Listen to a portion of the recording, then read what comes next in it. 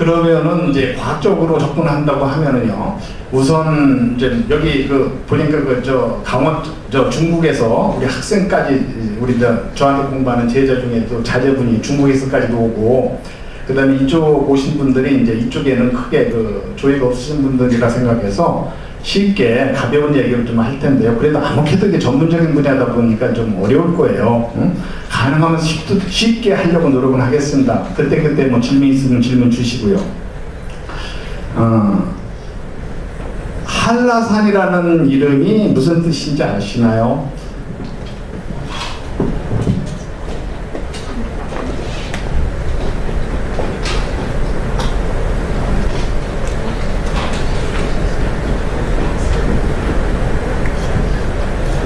여기서 한라산이라 할 때 한자가 은하수를 얘기합니다. 은하수. 이 나자는 얼마 전에 소말리아 해전에서 배가 납포돼 있지 않았습니까? 이게 끌어당긴다, 납포한다는 뜻이죠.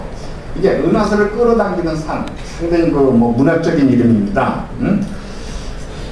곳곳에 이제 우리 우주를 알아야 될 부분, 하여튼 그런 부분이 많이 있어요. 저는 이제 불교 쪽에 좀 관심 있어 공부를 하다 보니까 석가모니께서 29살에 출가하셔서 6년 고행을 하신 끝에 35살 때 10월 8일 날 아침에 명성을 보고 세상 이치를 깨달았다고 얘기를 해요. 거기서 명성이라고 하는 것은 우리말로 이제 샛별이라고 얘기를 하고, 중국의 시인 중에서 이태백이 있죠.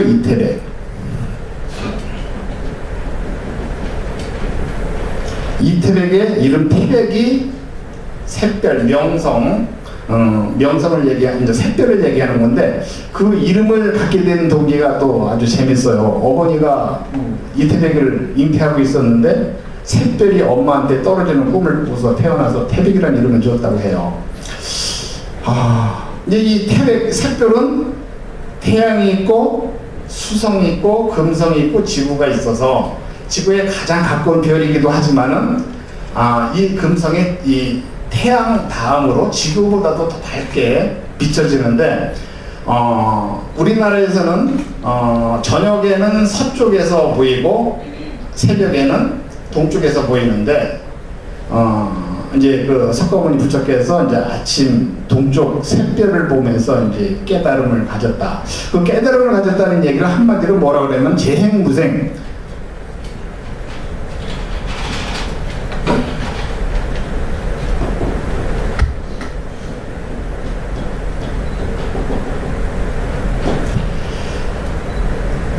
모든 행하는 바가 늘 같지 않다, 늘 움직인다.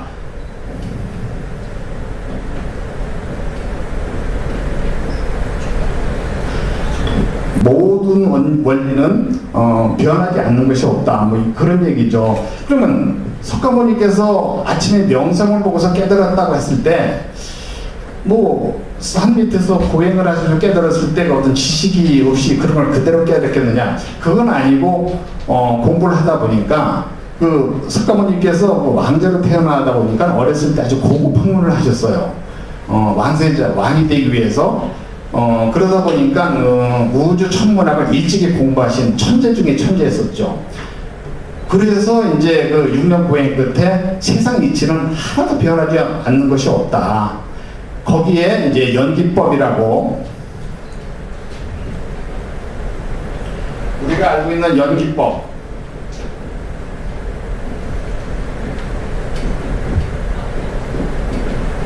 우리 인연법이라고 얘기를 하죠. 인연법.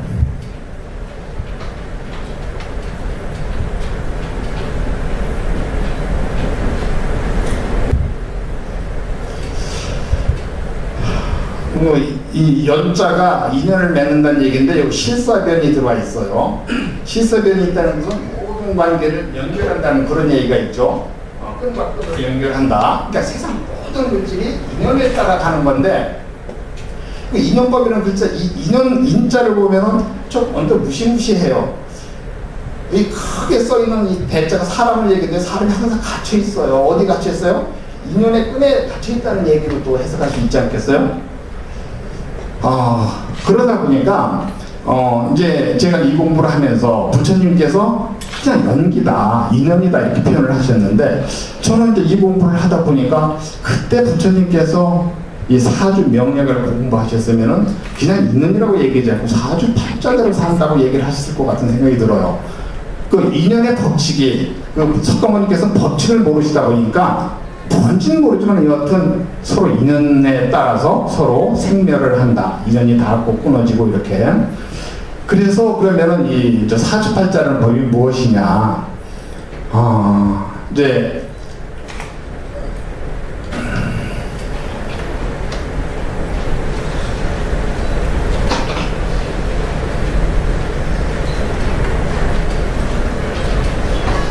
오늘 이제 사주를 써본다고 하면 오늘 우주의 기운이 이제 이렇게 표현되는 건데, 오늘이 경인년에 이번 달이 기축월에 오늘이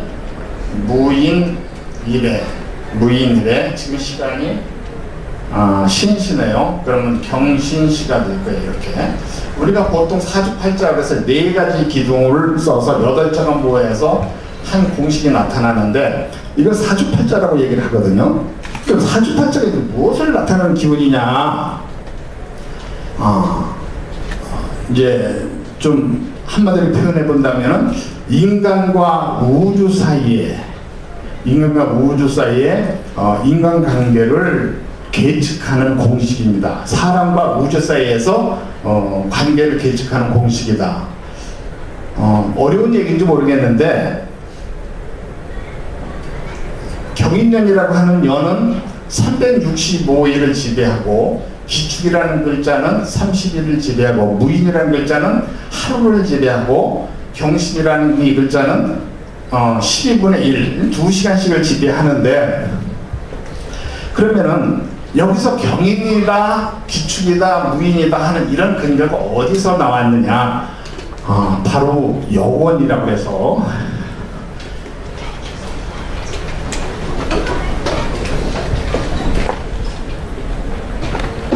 이 역자가 책력, 달력 뭐 이런 걸 얘기하죠. 우리 역사할 때 역자는 요 앞에 그치지 발자국이 들어가는데, 이 달력할 때 역자는 이 태양이 들어가고 있어요. 그러니까 태양의 움직임을 역으로 얘기를 한 거거든요. 그러면은 언제서부터 저렇게 경인년이다, 기축이다, 무인이다, 우리 60운기로 얘기하는 저런 기운을 썼을까? 그런 의문이 날 거예요. 근데 놀랍게도 역사 기록을 쭉 찾아보면은 우리나라 기록에 1551년도 명종 때 태열통종보감이라고 하는 책에 그 당시에 감히 상상도 못할 1515만